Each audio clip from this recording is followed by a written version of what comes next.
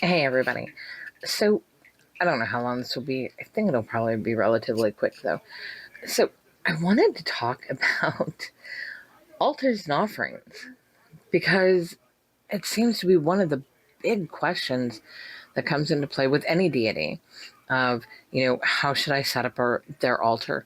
What is necessary? What do you actually need on it? And then offerings. What do I offer and how often and all of these things. So I just wanted to touch and give my perspective on this. So first of all, altars. In my opinion, the most important aspect of the altar is some type of representation, whether that is a representation that you create, whether it's a symbolic representation, like somebody may have an owl or a dragon or something like that. That gives an essence of representation. Or a picture, just print out a picture and put it on there. Draw a picture yourself and put it on there. Or a statue or an effigy.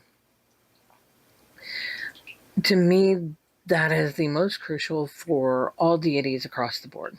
And the reason why is because it's a part of representational magic. It helps set the mood and energy of that space. It's also an invitation for that deity. When you have their effigy, whatever the representation is, there, it's saying, this is your space. You are welcome here. I'm creating this for you. Now, there are some deities that have very specific representations that, the community has adopted and have some reasonings behind. So one of the things I'm going to talk about with Santa Morte is water. Having a glass of water on her altar. Again, you're looking at the symbolism of death and, death itself, which is what she is. And a lot of people talk about it from, she's the Lady of Bones. She's ever thirsty, always thirsty because she's water. For me, and I can see that, but for me, the water, it has a deeper meaning. I went deep into the Dr. Emoto studies and understanding, and beyond that, understanding energy and vibration and what that looks like in water and how water changes its shape based upon the emotions, the energy, the words, things that we're feeding into it. And so for me, having a glass of water on her altar is not just part of a community tradition that I have adopted in to my own practices, but it also has that symbolism and that reminder of the words that I say affect and change the waters, not just in the cup, but to other people. When I'm talking with somebody, if I'm being very aggressive and negative and, that emotion is a negative emotion, in my perspective, a negative emotion. So, maybe I'm being really mean and that's the emotion I'm feeling, anger. And so that anger is fueling the energy, the frequency of the words that I'm speaking, which creates the vibration that's going to hit the water and change the shape of the water in them. So if you haven't read Dr. Emoto's studies, if you haven't gone through, there's a bunch of videos out there, and then go deeper into vibrational waves and shapes of vibrations, these kinds of things. Really look into that information because it'll really give you a deeper, in-depth understanding of what I'm talking about. I'm not going to get into a bunch of the science of it here. So for me, and for her community, a glass of water is an important thing to have on her altar. And then everything else is just kind of dependent. It depends on um, how traditional you're going, as far as the way her community does tradition.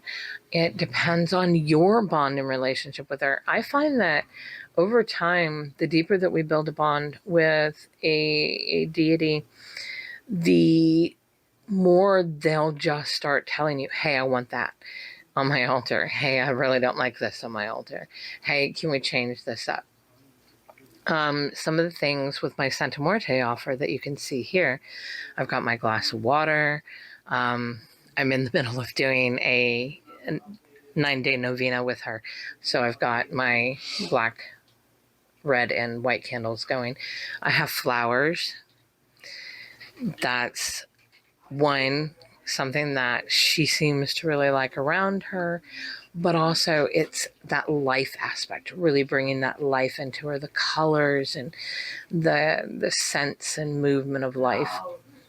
I also have a lot of other different little pieces, but you know, it's things that have grown over time. It changes. Even now, there'll be changes here and there along the way, adding something in, taking something out. Go with your intuition, go with your feel, listen to your deity. They will tell you.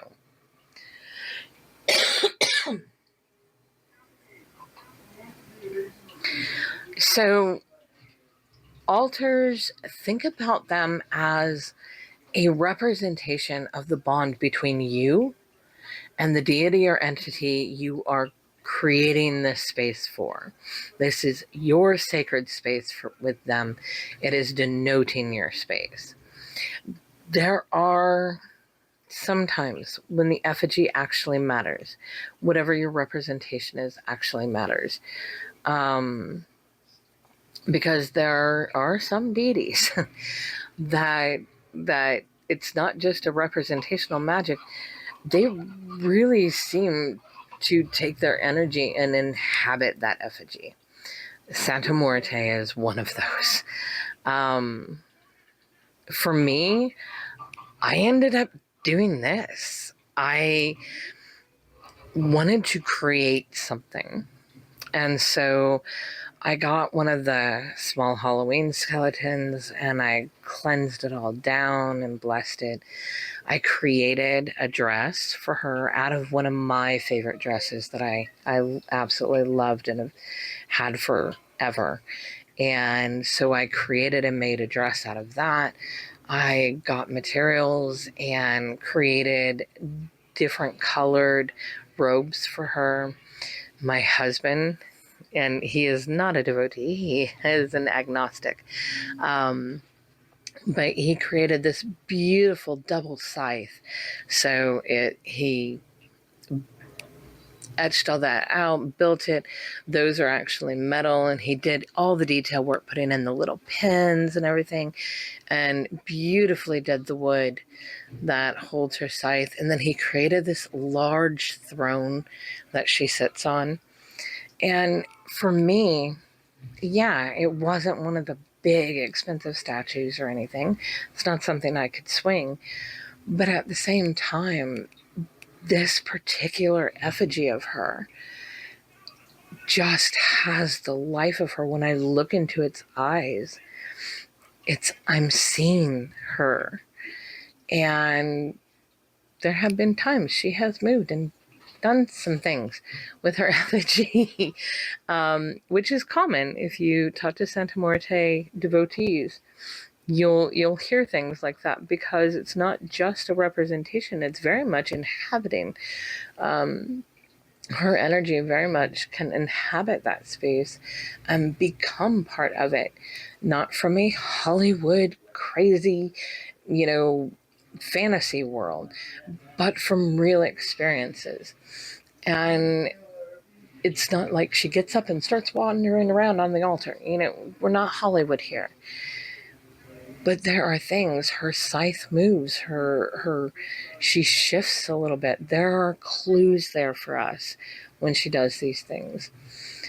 She's not the only that does that, but she's the only that I've experienced that have done that with their effigy. I have another one effigy of her, which is a smaller one that I bought, and it really doesn't hold that same kind of depth and energy that her primary effigy does. So keep that in mind too. Listen to some people about, if there are some stories out there about the deity inhabiting the effigy that may make a difference to you as far as what you decide to do and how you create that. Or it may not. Let your intuition guide you. Do what you can do. And that's another thing. Don't overspend. Don't think that you have to have all this stuff and all this expensive things and all that. And we'll get into that in offerings, which we're about to touch on. But that's not the thing that they care about the most. It's not really what's feeding them. It's pretty. It's a lot of helping us get into space. It's a lot of helping us to connect in that sacred way, to train our mind that when we sit in this spot, we are shutting off the conscious and we want to tap into the soul, because the soul is what is connecting. It's energy to energy. And so stop thinking that you need all this help and advice for what to do with your altar, how to create your altar, what has to be on your altar. They're going to let you know as you move through that relationship with them. And it may be different for you than other people. Because as we said before, our bonds with them are personal. It depends on what do we need to heal?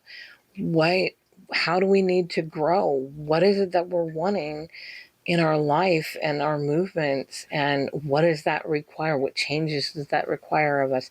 These are the things that our deities are doing. They're helping us in these lessons. They're helping us move through these things. They're trying to help us understand and change and transform to move and create in that way. So on to offerings. Again, you're going to have a lot of people out there telling you, oh, you need to offer this, you need to offer that, you need to do it this way. Like food. Food is such a big one that I hear all the time. And all of my deities would have scoffed at food when it came to, leaving plates of food out and stuff like that. That's not my family's background. Food is one of those precious commodities. We don't go around wasting it. And I'm not saying that offering is a waste. What I'm saying is, it would sit on the altar just to rot, and then we're throwing it out. And I understand other people's perspective of this. I do. But I also have my own cultural perspectives when it comes to food.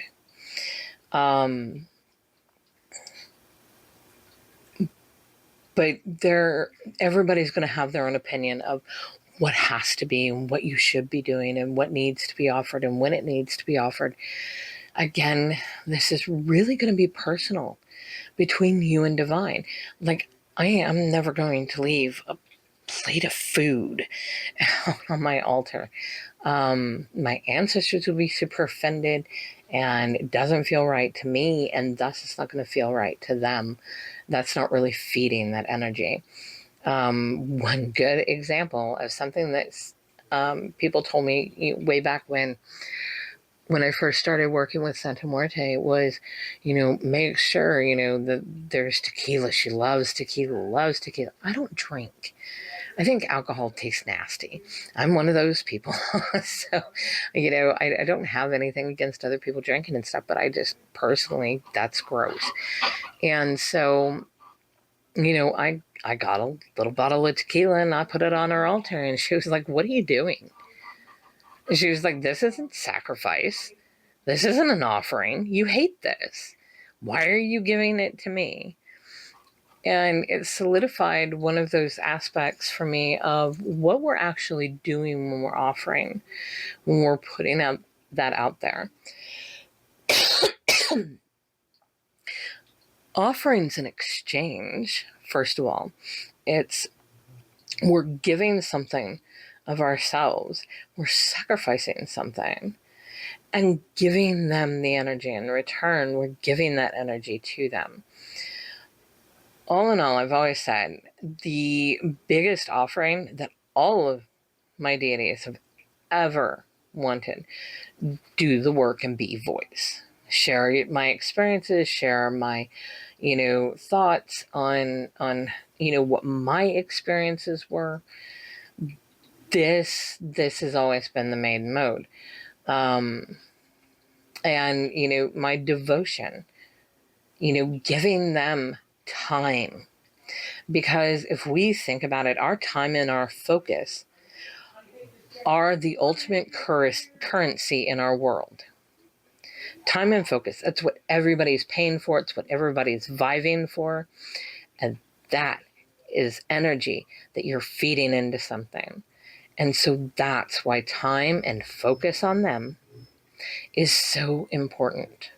That is probably the most sacred devotional offering you can give them, because it is giving your energy. You are feeding your energy into that relationship, into that bond, thus into that pattern, that deity. So offerings need to mean something if we're giving it. And when I set Sakila down, she knew that was not a sacrifice for me. It was a little sacrifice of money, but nothing else. It didn't mean anything to me. So putting it on her altar was very disrespectful of me. And so I immediately took that off. I gave it to my husband because he does drink occasionally. Something that we've been doing recently that's an offering beyond time and focus, beyond doing this kind of work, sharing experience and how my journey has been, beyond these things. So recently, Hershey's chocolates. So here's the thing. I like a Hershey's chocolate. And the problem is, to give it as an offering, I need to do more than just put the chocolate on her altar and be like, here, this is yours. So we have a system. I put the Hershey's chocolate on her altar, and it stays there until Fridays. I am not eating Hershey's chocolate any other time during the week. I am, making sure that I'm not eating it, and, it's not what I'm doing. And so I am sacrificing eating my Hershey's chocolate, and I'm waiting until Friday. And then Friday, I will take the one that I gave her last week, and I will give her a new one. And then I'll sit and I'll eat with her and talk with her while I'm eating the Hershey's chocolate. I gave her a Cadbury a couple of weeks ago because we actually had Cadburys, and they're like my ultimate favorite, but only get Cadburys twice a year. Get it at Easter and Halloween. So we're to my second favorite, which is my year-round favorite, which is the Hershey's chocolate bar. But it's not just putting stuff on her altar. It's putting things that are meaningful to me, but also creating a sacrifice. It is something that, I have to be patient. It doesn't matter how bad my little craving is or how crappy I feel and I really want my little pick-me-up of Hershey's. I'm not going to have that. I'm not going to have it until Friday, because it's one of the things we're doing right now. Will it change? Probably. Later on, who knows? Or it may just be the thing that we do from here on out. But offering should mean something to you. It should be sacrifice for you, and not from a money perspective way, but in that type of way of holding off instant gratification, and having to wait. That's one example. Something that you create for her or for them. It doesn't matter what deity you're talking about. Taking the time to use your creative energy to create something for them that goes onto their altar is another eternally deep offering that we're giving, because we sacrifice time and energy pouring into this thing that we wanted to present and give to them as a show of our gratitude for the bond and the partnership that we have with them, and shown as an aspect of respect, how much that means to us. So creating something for her altar and doing it yourself and by hand. And are they always going to be pretty? Maybe not. But it's the effort and the time and the love that you're putting into the object. That's what you're feeding her in that process. Again, time, focus equals energy. The energy is what we're feeding them. The emotion is what we're feeding them. And that is what is feeding them. It is what creates more power in them. And every deity that I've ever met has been this way. So I just wanted to put that out there. A couple of things about altars and offerings, some perspectives to think about. You can agree with me, you can disagree with me. That's fine. Put in the comments. What are you doing? What creates that kind of aspect for you of offering? What sacrifice is in it for you? What are you really giving when you give the offering? Are you just going through the motions and doing what other people are telling you? Or is it part of your actual bond? Is it the things that they're saying, hey, I want that? And they will. Oh, they will. They will. They will let you know. And how are you creating their sacred space?